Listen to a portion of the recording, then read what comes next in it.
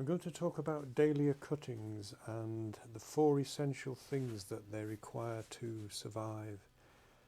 I have been asked, why do my cuttings fail? And hopefully I'll be able to answer that question in this video.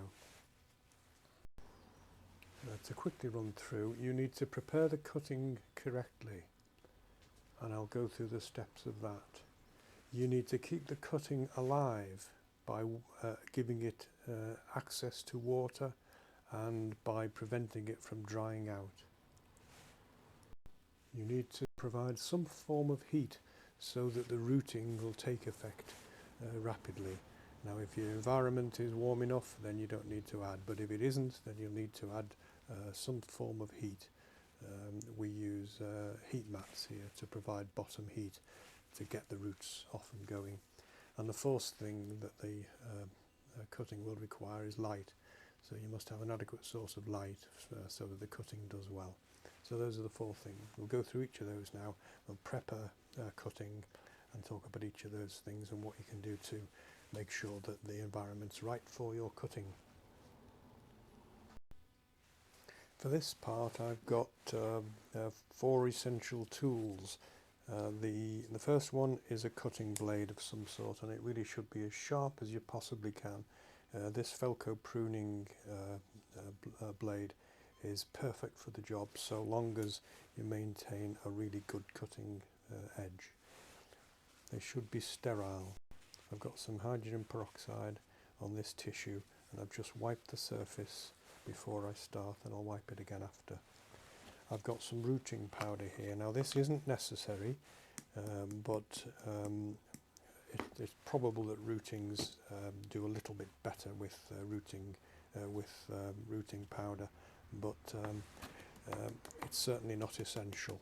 If you are going to use a rooting powder, please don't dip the cutting inside the container, because that way, if there is a virus present on the cutting, then you're going to introduce it into the whole batch of rooting powder. So just pop some somewhere. This particular one has got a nice cavity there, so that I can put some rooting powder in and get it ready. I've got some general purpose compost, which is peat free of course, and I've added some coarse sand and some vermiculite into that, and that medium should be perfect for my cutting. Now, I make sure everything is ready before I take my cutting, because the moment the cutting is taken, that cutting is dying, and the sooner it gets into its proper environment, the better, particularly regarding water. So I'm going to make a hole in my medium to allow the cutting to be placed in. I've got my water nearby, and everything's ready now to take the cutting. So I'll take the cutting, prep it here on my sterilised board, and get down to business.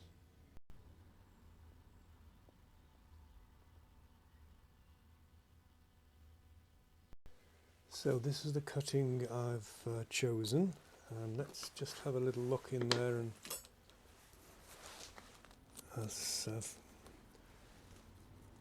to where the cutting emerges from the stem.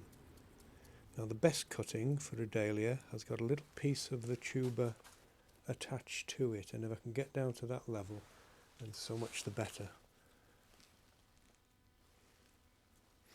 If not, then I'll take as long a piece of the cutting as possible.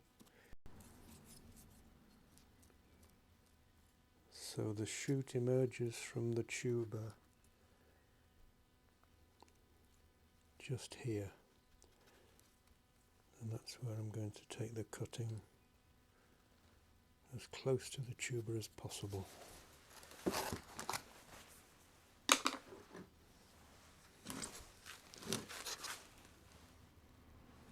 So let's go for it.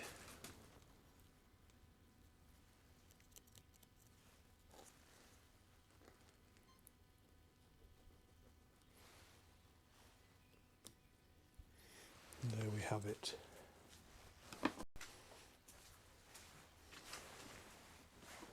And now I'm going to prep the cutting so that it's ready to go.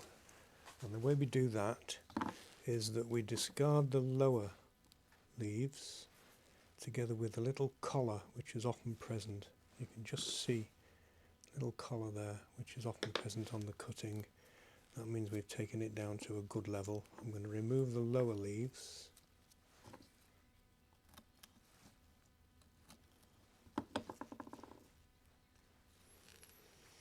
And I'm going to assess how much leaf there is above so that I can decide whether this cutting is going to survive with all these leaves or whether I'd better remove some of them like so that there's less stress. Each of these leaves will be transpiring and losing moisture, so the less moisture that can be lost at this stage the better.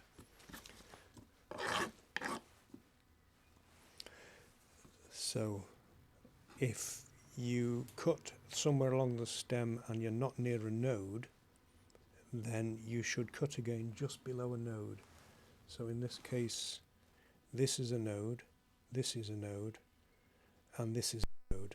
So I'm going to have as long a stem as possible, but cut just before a node.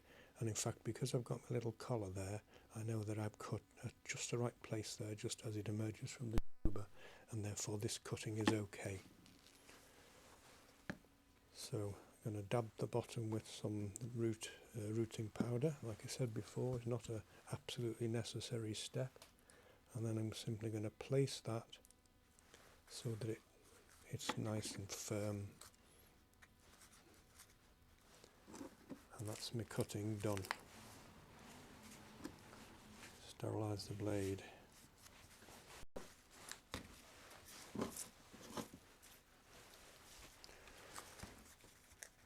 And now we go on to the second absolute necessity for our cutting, which is to maintain its moisture content, to not allow drying out to such an extent that the small amount of water that the stem can take up at this stage, because there are no roots, is adequate enough to keep this cutting alive. So I'm going to, the compost is already damp, but I'm just going to put a little bit of water in alongside, which will settle the compost around the cutting and will also provide some moisture to get started.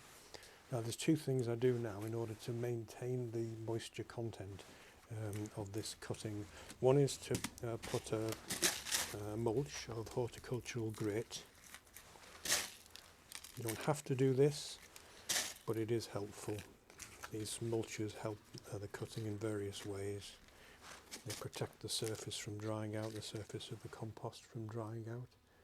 They provide a little bit of light reflection off, so that the underside of the leaves will get more light than they would have done. And they also give an indication of whether there's enough dampness present in the compost, because they change colour slightly when dry. They go a little lighter in colour, so you get used to looking at your mulch and you say, oh right, that's got enough moisture, so I'm okay. Actually, there's one quick thing that I must do, and that is to provide a label. This is Snowflake.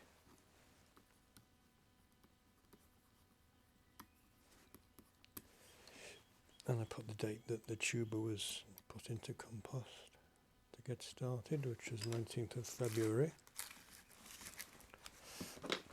Okay, so now I'm going to put a plastic bag on, which will conserve the moisture content in the air around the cutting, so that much less moisture is lost. And in fact, that is now a locked system. And in fact, it can stay just like that now until rooting occurs, which is usually within 3 weeks. Because there's no moisture being lost to the general environment, the water that's in the pot will be conserved around the cutting. So that's now prepped and ready to go on to the next stage. The final step now is to put my cutting into an area where there's heat. So this is a heat mat set to 20 degrees centigrade, and there's also light. So these are LED lights. And my cutting will now sit there and hopefully put roots out over the next 3 weeks. I'll know if it's in trouble because it will wilt, and I'll be able to see through the plastic bag that I've got a wilted cutting, in which case it's not got enough moisture, and I should try to do something about that. When it does put roots out, then it will begin to put new growth on, so that in 3 weeks' time, if I can see that the cutting is still healthy and that it's putting out new growth, you'll be able to see that, then I'll know that we've got a viable, healthy cutting.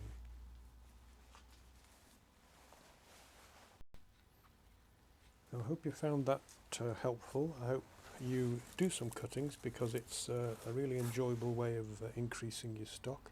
You buy one Dahlia tuber, you can put it in the ground and it will give you one Dahlia plant. You buy one Dahlia tuber and put it in a medium and take cuttings, and you'll have maybe 6 or so healthy plants, each producing flowers that season. Okay, so I hope you found that helpful, and keep watching please, and I hope to see you for the next video. Okay, bye for now.